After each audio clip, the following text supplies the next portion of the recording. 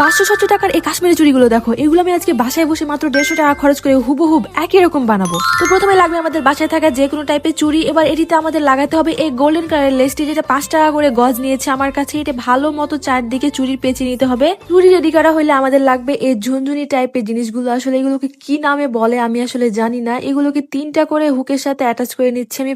আমি 6টা করে লাগাবো একটা চুড়িতে, এর জন্য 4-6-24টা আমি নিয়েছি এই ঝুনঝুনিগুলো। 4টা চুড়িতেই আমার ঝুনঝুনি লাগানো শেষ। এবার এগুলোকে দেখো, এমনিতেই কি সুন্দর লাগছে দেখতে, এমনিতেও তোমরা পড়তে পারবে, অনেক সুন্দর দেখাবে। যাই হোক, এবার কাঁচের চুড়ির সাথে আমি এগুলোকে সাজিয়ে নিচ্ছি। আর ফাইনাল লুক দেখো, এটা একদম হুবহুব হয়েছে না? এখানে আমি 100 টাকার কাঁচের চুড়ি ইউজ করেছি। তোমরা চাইলে 50 টাকার কাঁচের চুড়ি দিয়েও কিন্তু এটা রেডি করতে পারো। আমি 100 টাকার কাঁচের চুড়ি 500-700 টাকার এই কাশ্মীরি চুড়িগুলো দেখো, এগুলো আমি আজকে বাসায় বসে মাত্র 150 টাকা খরচ করে হুবহুব একই রকম বানাবো। তো প্রথমে লাগবে আমাদের বাসায় থাকা যে কোনো টাইপের চুড়ি। এবার এটিতে আমাদের লাগাতে হবে এই গোল্ডেন কালারের লেসটি, যেটা 5 টাকা করে গজ নিয়েছে আমার কাছে। এটা ভালো মতো চারদিকে চুড়ির পেঁচে নিতে হবে। চুড়ি রেডি করা হলে আমাদের লাগবে এই ঝুনঝুনি টাইপের জিনিসগুলো। আসলে এগুলোকে কি নামে বলে আমি আসলে জানি না। এগুলোকে 3টা করে হুকের সাথে অ্যাটাচ করে নিচ্ছি।